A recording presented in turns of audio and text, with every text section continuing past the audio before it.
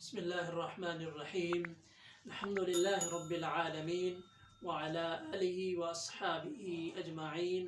أما بعد، السلام علیکم ورحمۃ اللہ تعالی وبرکاتہ. امید ہے تمام سامعین آپ خیریت سے ہوں گے. آقا کریم علیہ الصلاۃ والسلام کے توسل سے آپ کے صحابی جلیل سیدنا عمر بن الجموح رضی اللہ تعالی عنہ کی زندگی ہم جان رہے ہیں. آپ کی زندگی سے ہم بہت کچھ سیکھ چکے ہیں. پہلا مرحلہ تھا کہ آپ سردار تھے زمانہ جاہلیت میں، قبیلہ بنی سلمہ کے، اور آپ سرداروں میں شمار ہوتے تھے. جب سیدنا مصعب بن عمیر رضی اللہ تعالی عنہ اسلام کے داعی مبلغ بن کر یثرب آئے، یعنی مدینۃ المنورہ آئے، تو بہت سے لوگ سرداران سب اسلام میں داخل ہو چکے. سیدنا عمر بن الجموح آپ اسلام نہیں لائے، آپ کے بیٹے، آپ کی بیوی سب ایمان لا چکے تھے. پھر انہوں نے طریقہ اختیار کیا حسن اخلاق سے، پیار و محبت سے، رفتہ رفتہ حکیمانہ انداز سے، کہ زوجہ نے کہا میں اپنے خاوند کو اس طریقے سے اسلام میں داخل کروں، بچوں نے کہا ہم اپنے باپ کو اس طریقے سے اسلام میں داخل کریں. پھر انہوں نے جو ان کا بت تھا اس کے ساتھ مختلف حربے استعمال کیے، اس کو گڑھے میں ڈالا، پھر کنویں میں ڈالا، حتیٰ کہ کتا مرا ہوا تھا اس کے گلے میں ڈال دیا. آخر کار ان کو کہنا پڑا اگر تو میرا خدا ہوتا تو میری حفاظت کرنے کے بجائے سب سے پہلے اپنی حفاظت کرتا. اگر تجھ میں کوئی خیر ہوتی تو یہ کتا اور تم دونوں اس کنویں میں نہ پڑے ہوتے. پھر آپ ایمان لائے. جب آپ ایمان لائے تو ہر اس گھڑی پر اتنے شرمندہ ہوئے جس کی کوئی حد نہیں. پھر جو ان کی گھڑیاں شروع ہوئی اسلام میں تو انہوں نے ایک سیکنڈ ضائع نہیں کیا اللہ کی رضا حاصل کرنے میں، شہادت حاصل کرنے میں، جنگ میں جانے میں. اس کے باوجود کہ وہ ایک پاؤں سے معذور تھے، وہ اللہ تعالیٰ نے ان کو چھوٹ دی تھی، ان کا عذر بھی تھا. اس کے باوجود وہ خیر لینے میں، خیر میں سبقت لینے میں، خیر حاصل کرنے میں پیچھے نہیں رہے. آج ہم جانیں گے ان کی 10 صفات. جو ان کی سب سے پہلی صفت ہے وہ صفت یہ ہے اگرچہ آپ معذور ہیں تب بھی آپ کو اللہ کی طرف رجوع کرنے سے نہیں ڈرنا چاہیے، تب بھی آپ کو اللہ کی طرف لوٹنا چاہیے، اللہ کی طرف آنے کی کوشش کرنی چاہیے.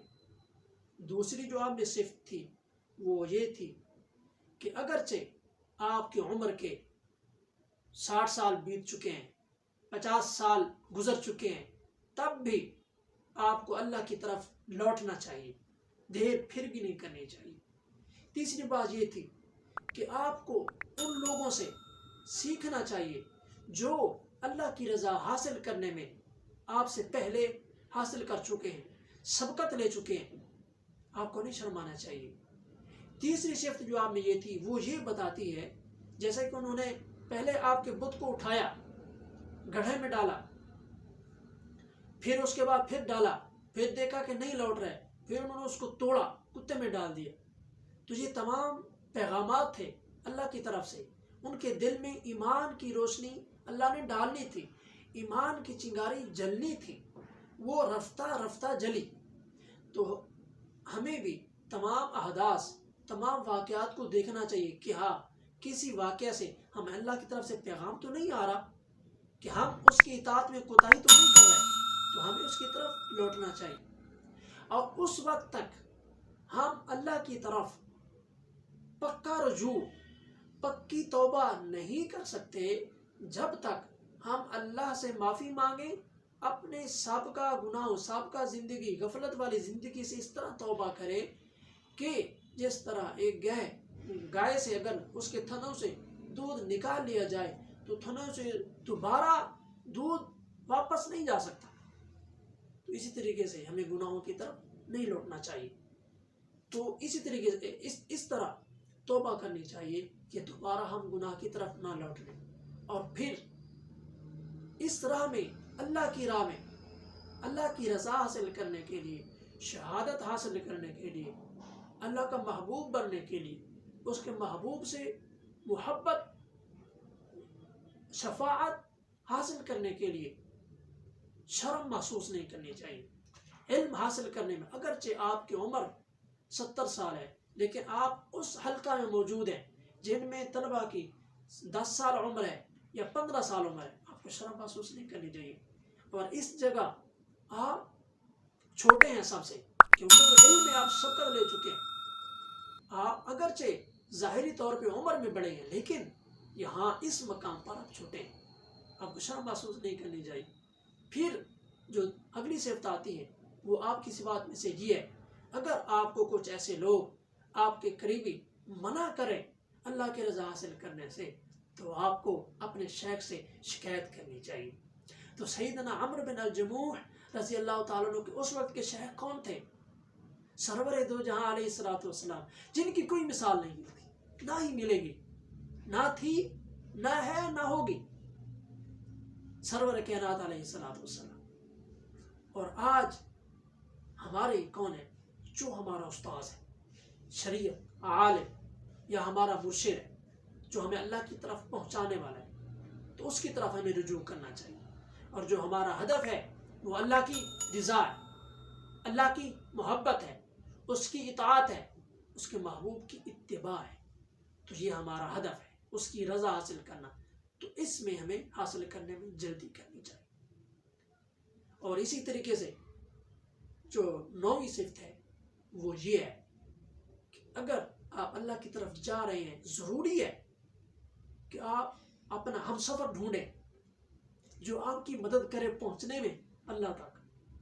ایک ذریعہ ڈھونڈیں، ایک وسیلہ ڈھونڈیں، ایک دوست ہو، جیسا کہ آقا کریم علیہ السلام آپ ارشاد فرماتے ہیں کہ دوست کے دین پر ہوتا ہے، یعنی آپ اچھی صحبت اختیار کریں، ایک ایسا اچھا دوست ڈھونڈیں جو آپ کو اللہ تک پہنچائے، اس کی اچھی صحبت آپ کی غفلت پر اثر انداز ہو، وہ آپ کو اللہ تک لے جائے، تو اس کے بغیر پہنچنا ممکن نہیں ہے۔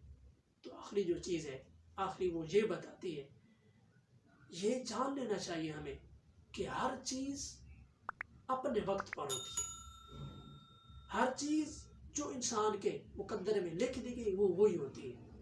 یفعل اللہ ما یرید، ہوتا وہی ہے جو رب العالمین چاہتا ہے۔ تو ہمیں یہ 10 سبق ملتے ہیں سیدنا عمرو بن الجموح رضی اللہ تعالیٰ عنہ کی زندگی سے۔ آپ سردار تھے، معذور تھے، 60 سال کے بعد ایمان لائے، 80 سال کی عمر میں آپ کی وفات ہوئی تقریباً، اور آپ کے بیٹے آپ کی ایمان لانے سے پہلے ایمان لا چکے تھے، آپ کی بیوی لا چکی تھی، اور آپ کے بیٹوں اور بیوی نے آپ کے ایمان لانے میں حکیمانہ انداز آپ سے اپنایا، حکیمانہ انداز کے ساتھ آپ کو اسلام میں داخل کیا۔ آپ کی جتنی بھی رعایت زمانے جاہلی سب کے سب وہ آپ سے پہلے اسلام میں داخل ہوئے، آپ بعد میں اسلام میں داخل ہوئے۔ اس کے باوجود جب داخل ہوئے تو تاخیر نہیں کی، بلکہ استقامت اختیار کی، اپنے ہر اس لمحے پر شرمندہ ہوئے جو انہوں نے شرک میں گزارا تھا، جو غفلت میں گزارا تھا۔ جب ایمان لائے تو ایک سیکنڈ اپنا ضائع نہیں کیا، بلکہ ہر وقت کوشش میں رہے اللہ کی رضا حاصل کرنے میں، اللہ تک پہنچنے میں۔ پھر انہوں نے احد کی جنگ میں شہادت پائی، اللہ رب العالمین ان کے وسیلے سے۔ بسم اللہ الرحمن الرحیم، الحمد للہ رب العالمین وعلی آلہ واصحابہ